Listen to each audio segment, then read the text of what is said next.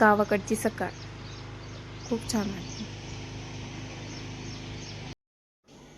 सकाळी सकाळी चहा घेतला आणि स्वयंपाकाला लागले, कारण की आर्यन आरवी दोघे पण लवकर स्कूलला जातात ना, तर त्यात त्यांच्यासाठी टिफिन लवकर बनवावा लागतो. तर इकडे सर्वज्ञाची चालली होती लुडबुड की हे काय ते काय. त्याला हे सगळं नवीन वाटतं ना, आता समजायला लागलं ना, तर त्याला प्रत्येक गोष्टींचं असं हे कसं ते कसं सगळं विचारत राहतो. इकडे ताई आणि भाऊजींची पण धार काढण्याचं चालू होतं, म्हणजे दूध वगैरे काढत होता. दूध काढण्यासाठी पण एक मशीन आहे, तर त्यानेच ते दूध काढतात.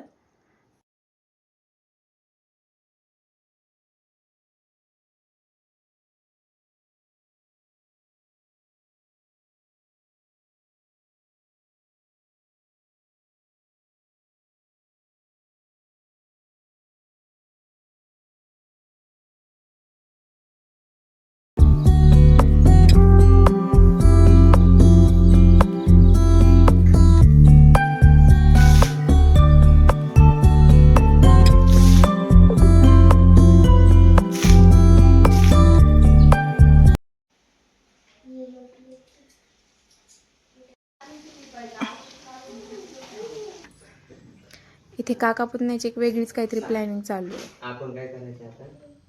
पप्पांना कुठं बसवायचंय? सांग ना. हा, मग आपण काय घ्यायला जाणार आहे? हा, पप्पांना सांगायचं नाही. हा, पप्पांना म्हणायचं आम्ही आलो खाऊ घेऊन.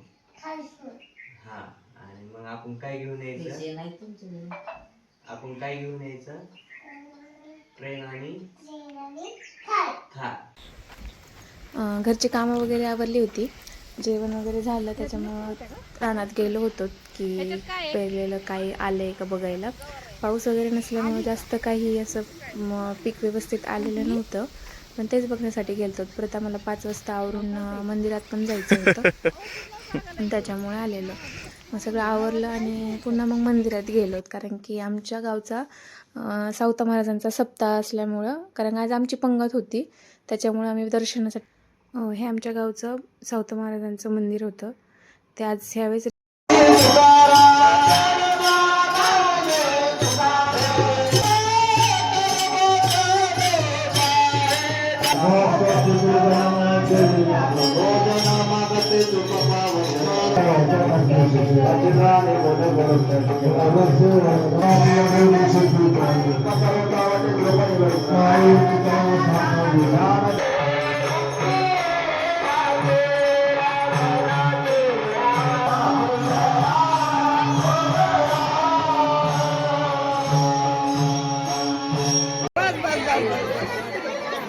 चालू आहे व्हिडिओ का?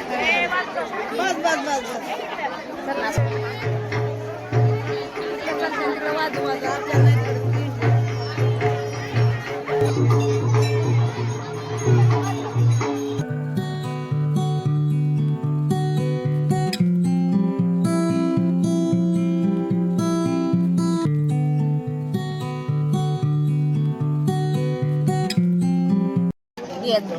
काय हा दुसरा दिवस.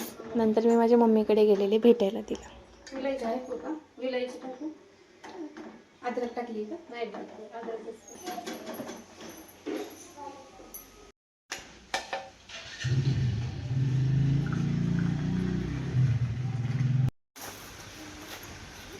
पडलं पडलं.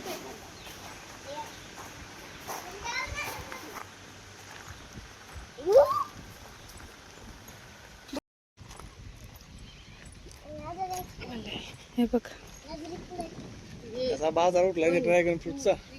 महाग झालेत. महाग नाही, स्वस्त झाले का?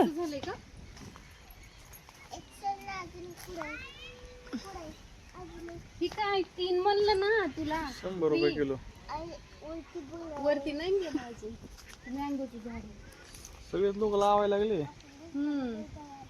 काय नाही आता. काय रम्या? हा